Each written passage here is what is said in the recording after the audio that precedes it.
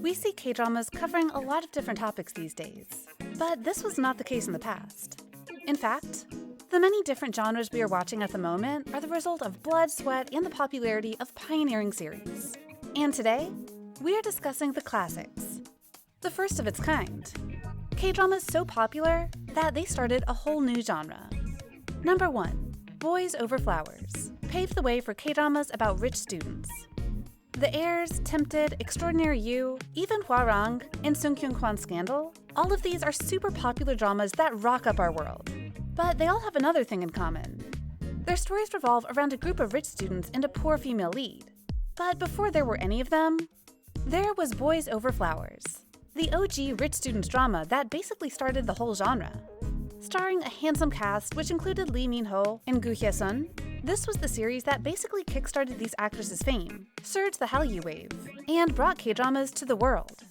It's hard to even summarize the popularity of the series. Its viewership rating surpassed 30%. F4 basically entered the dictionary, and second male lead Ji-hoo was everyone's dream boyfriend. And the series OSTs, including legendary songs like Paradise and Stand By Me, are still being listened to. Based on the Japanese manga Hana Yoridango, but Boys Over Flowers still has its own flair. The series basically includes all cliches out there, with amnesia, big eater female leads, evil rich parents, and maybe a bit cringy to the audience now. But it was a classic, and will never get old. Now, if Boys Over Flowers is all about sparkly rich students, next on our list is a K-drama that tells a much darker tale of the wealthy. Number 2.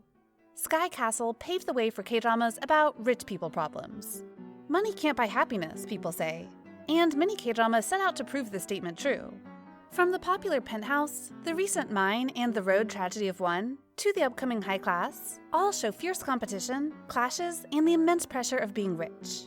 While talking about the rich was not exactly a completely new genre, the cutthroat and suspenseful twist that we so often see in today's dramas all originates from one dark horse series, and it is none other than Sky Castle.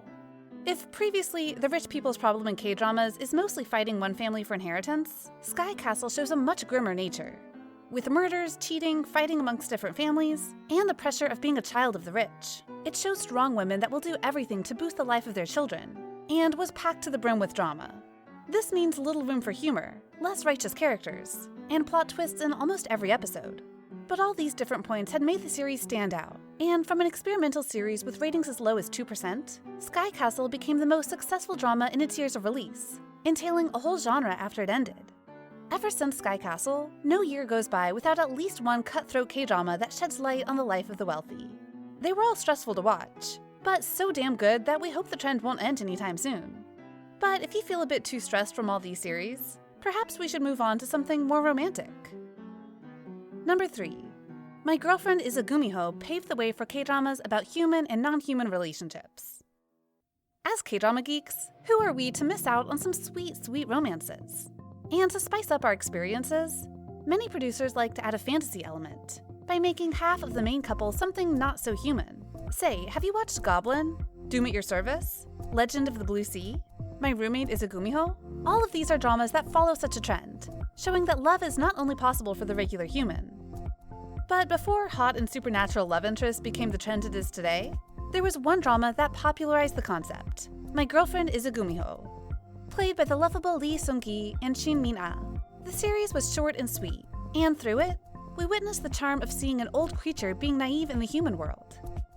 It also introduces the challenges that supernature can bring, and how love managed to overcome it all.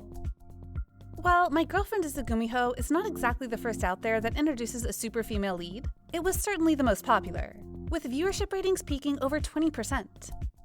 The series grew hugely popular, boosting Shin Min-ah and Lee Seung-gi both to the top star status, as well as the humans with non-human trope that we are still eagerly watching today.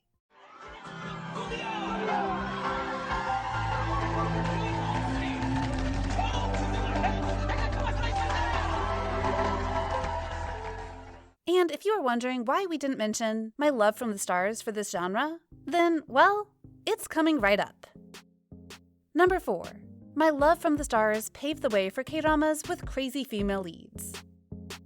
One thing that K-drama fans are growing really fond of is the appearance of rich and strong female leads who are always ready to kick ass, super unafraid, and dress fashionably as if they are making a statement. Think of the women in Search WWW, Go Moon-young in It's Okay Not to Be Okay, Kang Man-wol in Hotel de Luna, and even Yoon Seri in Crash Landing on You. Compared to the female leads in older series, they are bolder, more chic, and more willing to shoot people down.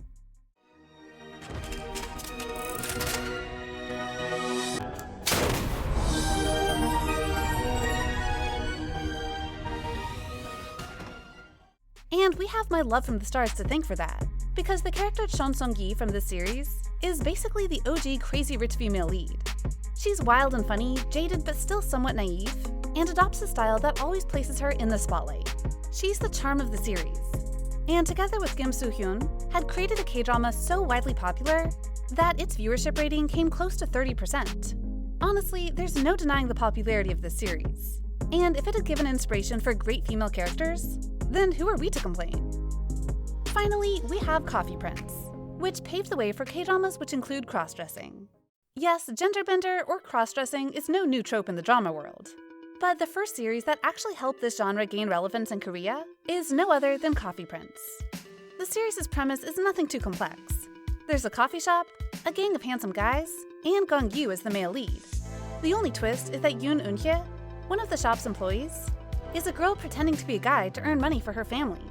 Simple and full of cliches, and yet Coffee Prince can be said to be a Korean classic. The series eventually reached an average viewership rating of 25% across Korea. And literally every major member of the cast snatched a prize for their appearance.